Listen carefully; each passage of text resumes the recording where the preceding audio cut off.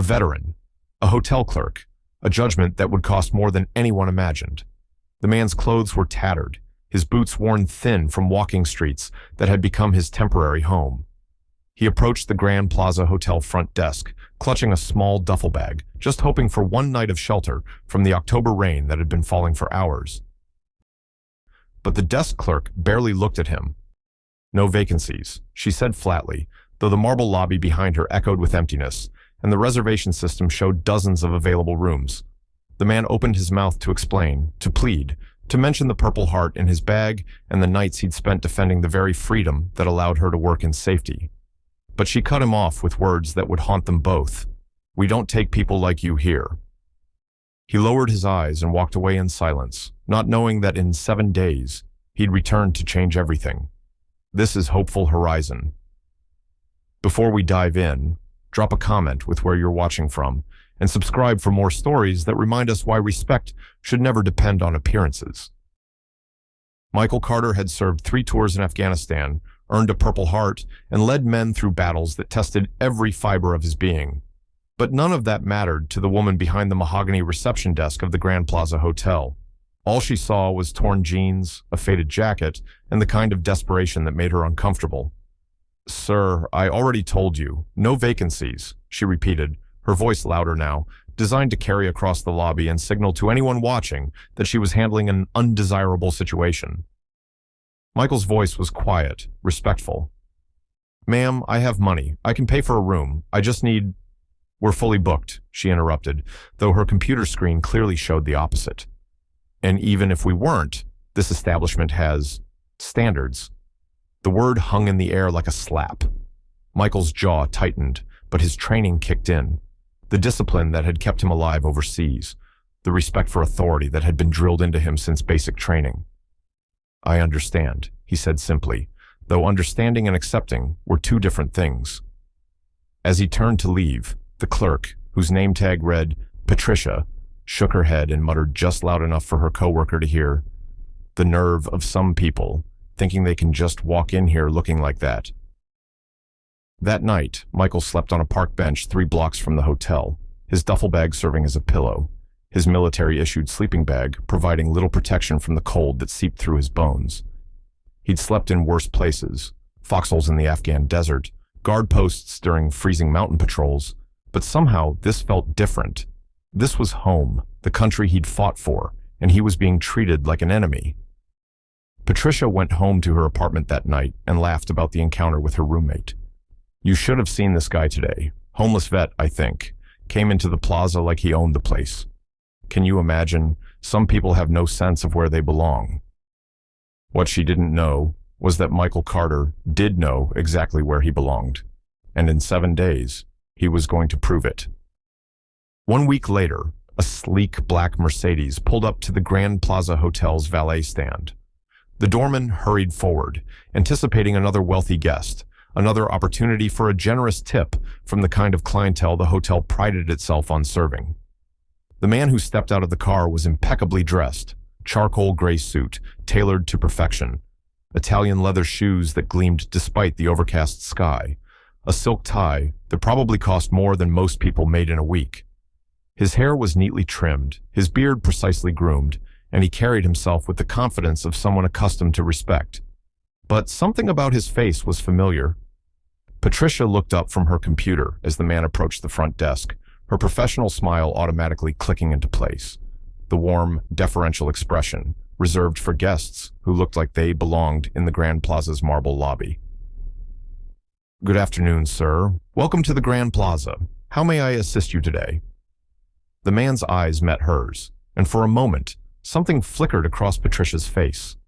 A hint of recognition, a nagging sense that she'd seen those eyes before, though certainly not on anyone who would stay at her hotel. "I have an appointment," he said simply, his voice carrying the same quiet authority it had a week earlier, though Patricia was too focused on his expensive suit to make the connection. Other staff members began to gather, sensing something important was about to happen.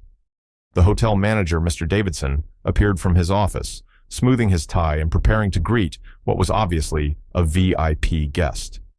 Patricia's smile faltered as pieces began falling into place, the set of the man's shoulders, the way he stood with military precision, something about his eyes that made her stomach begin to twist with an uncomfortable recognition. Could this possibly be the same person she'd turned away a week ago? Impossible. That man had been homeless, desperate, clearly someone who didn't belong in their establishment. This man looked like he could buy the hotel outright, which, as it turned out, was exactly what he'd done. "Ladies and gentlemen," Mr. Davidson announced to the gathered staff, his voice carrying across the lobby with the kind of excitement usually reserved for celebrity guests. "I'd like you to meet Mr. Michael Carter, the new owner of the Grand Plaza Hotel." The silence that followed was deafening. Patricia felt the blood drain from her face as the impossible became reality. The homeless veteran she'd dismissed and mocked was standing before her in a suit that cost more than she made in 6 months, being introduced as her new boss. Gasps rippled through the lobby. Other employees who had witnessed the previous week's encounter suddenly found the marble floor fascinating to stare at. The doorman, who had seen Patricia's treatment of the homeless man, was now holding the door for the hotel's new owner. Michael's eyes swept across the assembled staff, landing briefly on Patricia before addressing the room. "Thank you all for the warm welcome. I look forward to working with each of you to make the Grand Plaza a place where every guest, regardless of their appearance or circumstances, is treated with dignity and respect." He paused, his gaze returning to Patricia, who was now visibly trembling behind the reception desk. "You see," he continued, his voice calm but carrying to every corner of the lobby, "I've learned something important over the years. Kindness should never depend on a suit. Respect shouldn't be reserved for people who look like they can afford it. And human dignity isn't something we should ration based on someone's appearance." Patricia opened her mouth to speak, perhaps to apologize, perhaps to explain, but no words came. What could she possibly say? That she'd been doing her job? That the hotel had standards? That she couldn't have known who he was? But that was exactly the point. She couldn't have known. And that was precisely why her treatment of him had been so wrong. In the hotel's private conference room an hour later, Michael addressed the full staff: housekeepers, bellhops, restaurant workers, front desk clerks, and management. Patricia sat in the back row, still struggling to process what had happened and what it might mean for her future. "I want to tell you a story," Michael began, his voice steady and clear. 7 years ago, I came home from my 3rd deployment in Afghanistan. I'd served my country with pride, earned a Purple Heart, led good men through impossible situations. But war changes you, and coming home, that's often the hardest battle of all. He walked slowly around the room as he spoke, making eye contact with each employee, ensuring they understood this wasn't just a corporate speech, but a deeply personal truth. "I lost everything after returning from service. PTSD, depression, medical bills from injuries sustained overseas. It all added up faster than my disability payments could cover. I lost my apartment, my car, my sense of purpose. But I never lost hope.